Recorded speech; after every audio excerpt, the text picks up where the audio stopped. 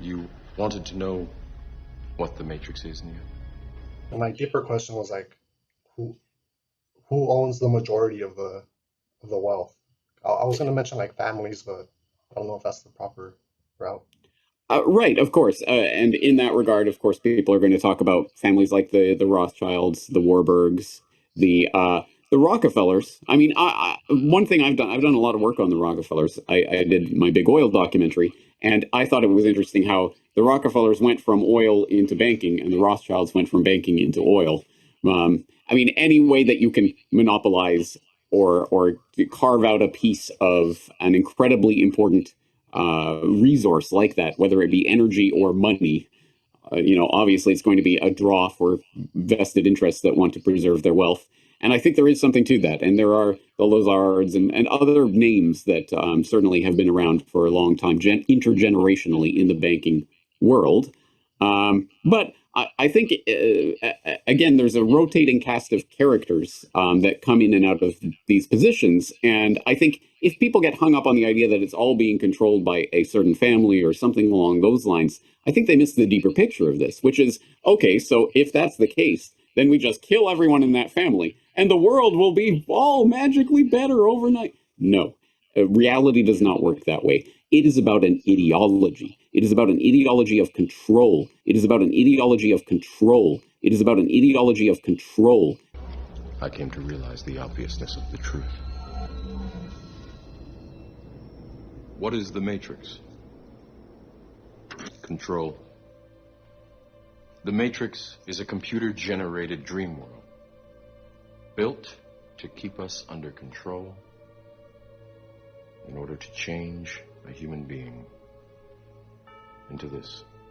It is about an ideology of control. People who genuinely believe they deserve to rule over other people, to create money for the benefit of themselves, their families, and their friends. That is the system that we're trying to really topple here. And that's something that has to be done from the conscious perspective. I think we need a conscious revolution in order to not make a system whereby if we take out the people who happen to be sitting in those particular positions of power today, there'd be a million people who would love to step into those positions tomorrow.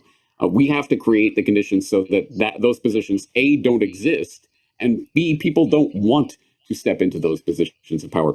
Because I genuinely believe the world it would not only be sort of better in some sort of moral sense, although I think that too, obviously, but really it would function much, much better for humanity as a whole if we did not have these positions of centralized power. Because as people like Hayek and others have elaborated at great length in the past, people who believe that they can control society and control the actions that people are taking, control their transactions, control their interactions, try to centrally plan everything, are hindering humanity, not helping it. Because the real beauty and wisdom of humanity comes through people pursuing their own ends independently and interacting in whatever way they see fit to create the society that becomes infinitely more complex than any central planner could even comprehend, let alone actually manage.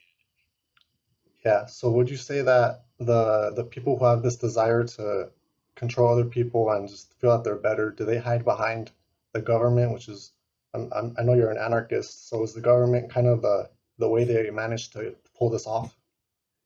Oh yeah. I am definitely an anarchist. Yes. Yes, exactly right. Government has to be seen for what it is, which is a trough of power. And who goes to feed at the trough of power? All the pigs.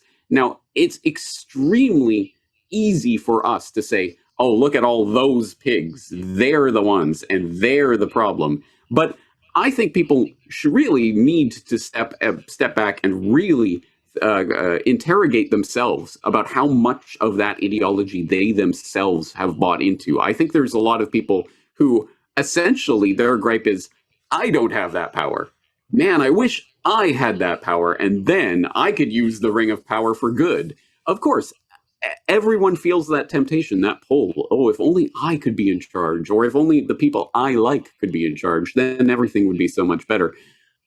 Again, I think this is a really fundamental battle that we have to fight internally, consciously, against even our own tendencies to want to control other people. And again, I think there's many different ways in which we can make that argument. There is the moral argument. There's also a pragmatic argument, because as I say, central planning does not work. You cannot manage human activity, the human flourishing, and have a productive society. You can manage it and have a bunch of automatons that are essentially going to end up devolving into a complete chaos state. But you cannot actively manage humanity. And until we understand that and truly believe it, not just say it, but really understand and believe it at our core, then nothing will change. Because as I say, get rid of the head of the Hydra, there will be 1 million people tomorrow who would be absolutely lusting over those seats of power.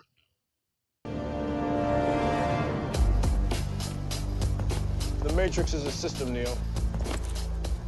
That system is our enemy.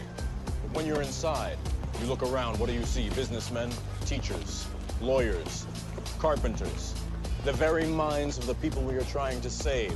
But until we do, these people are still a part of that system, and that makes them our enemy. You have to understand, most of these people are not ready to be unplugged. And many of them are so inert, so hopelessly dependent on the system, that they will fight to protect it.